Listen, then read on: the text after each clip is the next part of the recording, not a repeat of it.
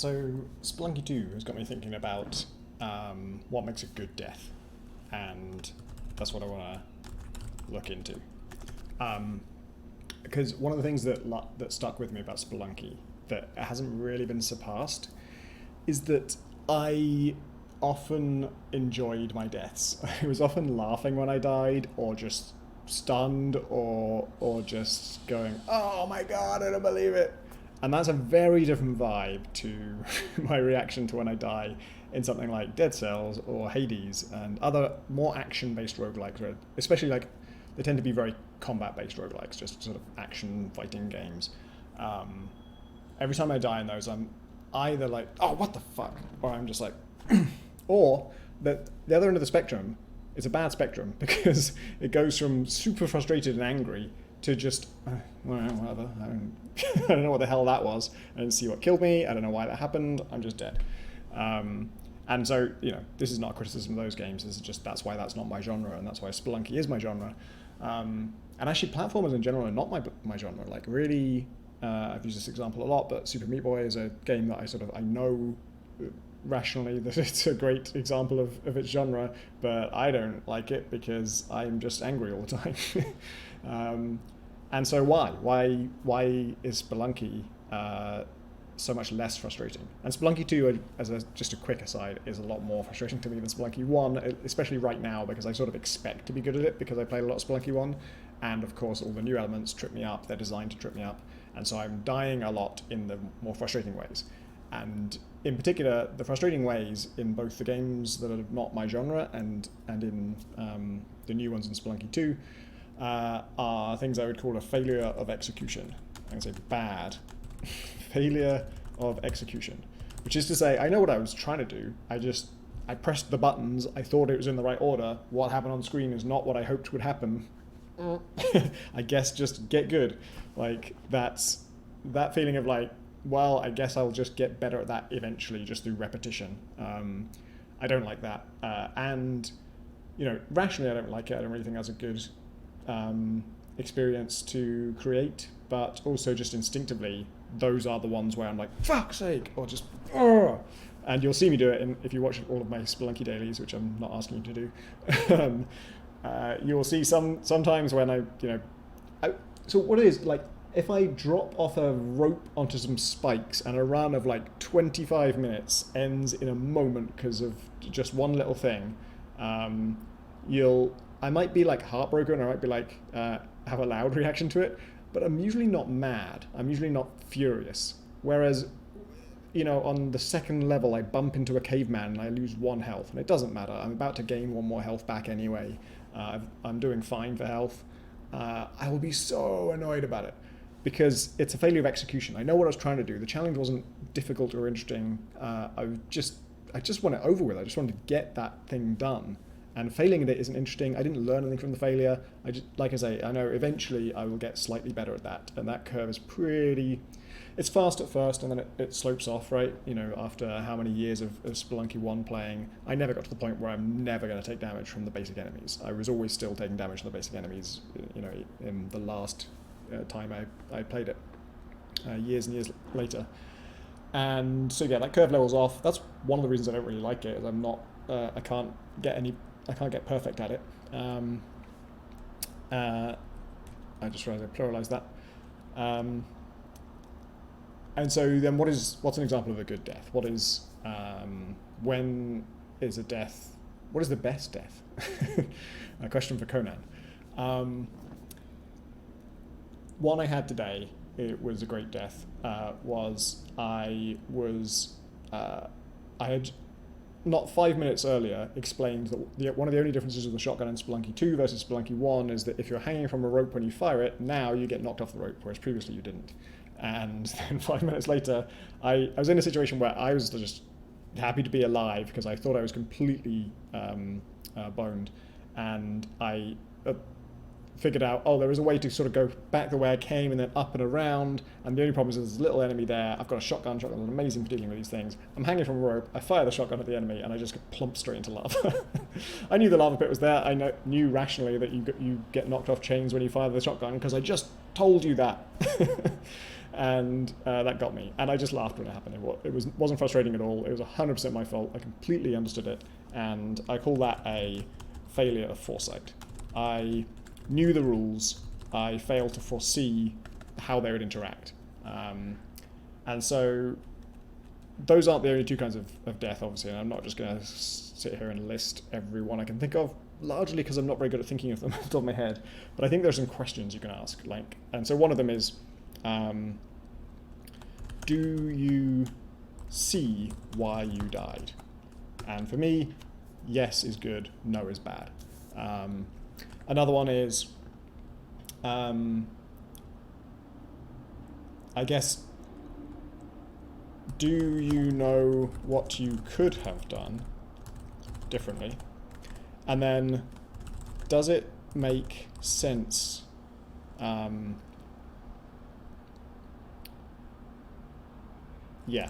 maybe that's it. So, I had an interesting failure. It wasn't a death, but it was a minor failure in a Spelunky run where there's these little traps that are like a stick that when you go close to it, a little punching stick comes out of it and punches you. And they're very slow to react to you, so most of the time you're not going to take damage from them, but you just have to really worry about them.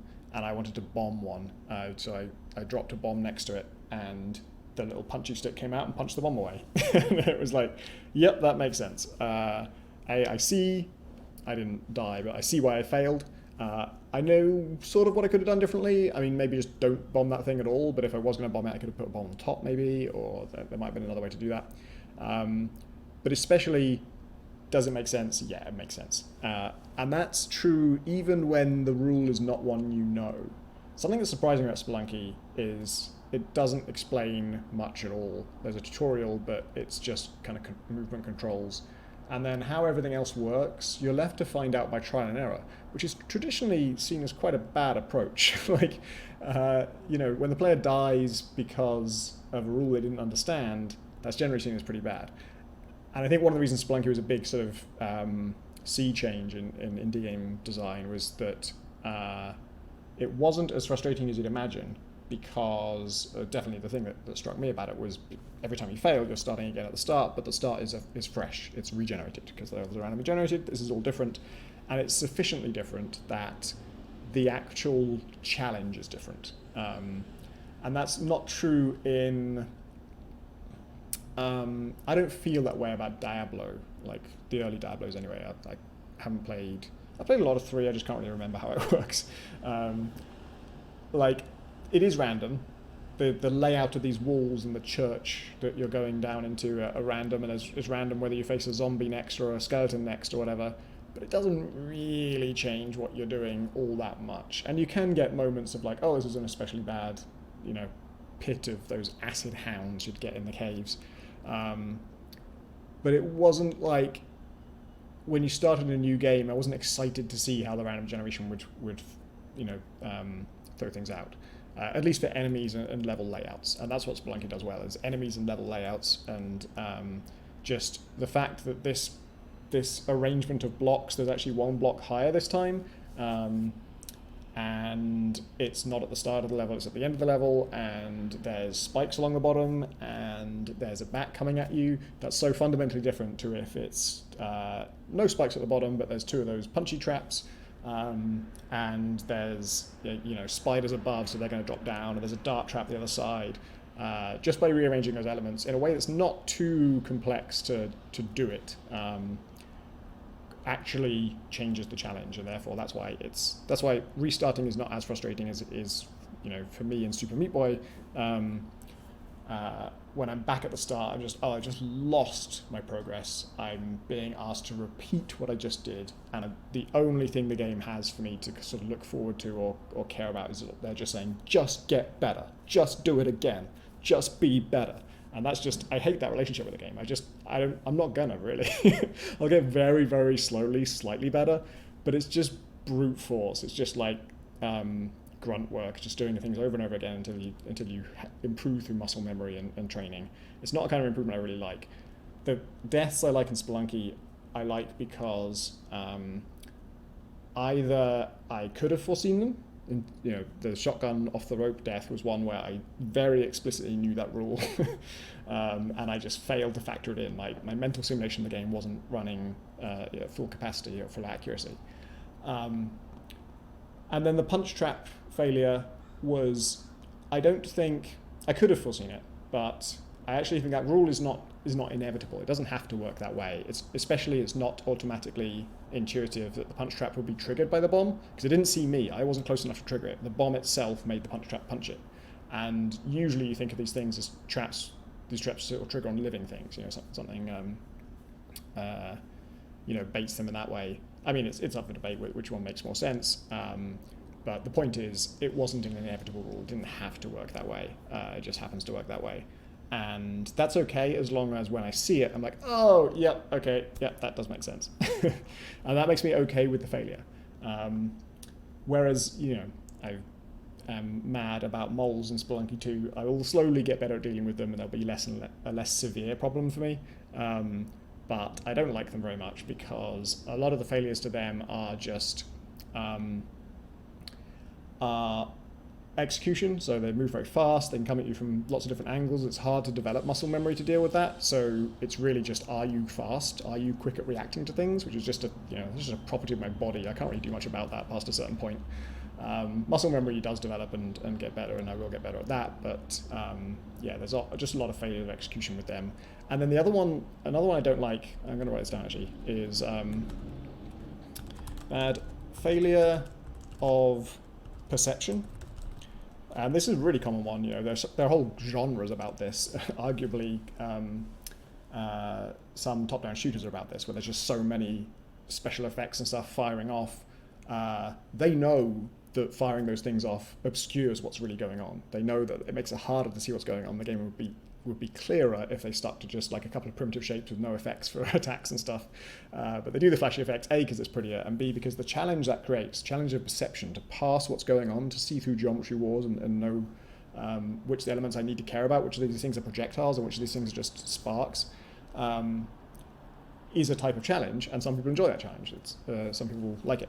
I guess I've phrased this poorly because I'm basically dividing them into good and bad, and actually really it's just what I like and what I don't like.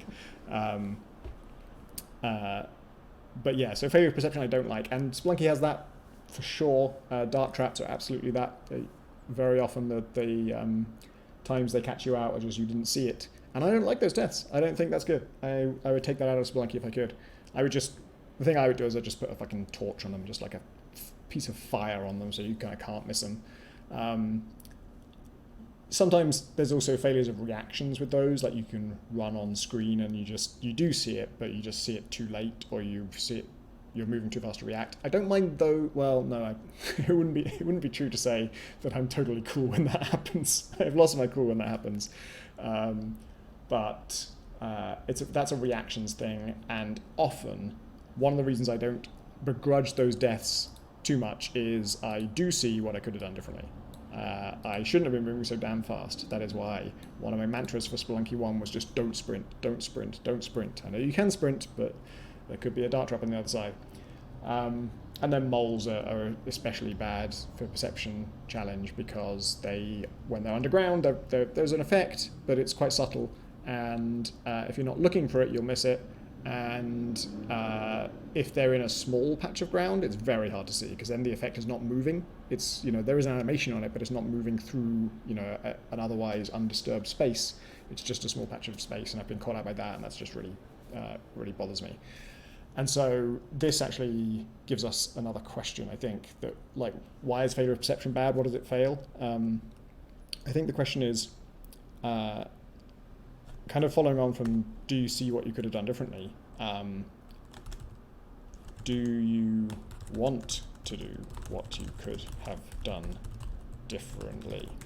This is a problem I have a lot of games once you reach that difficulty level where the point of failure is sometimes I see, I do know what I could have done differently. I just don't fucking wanna.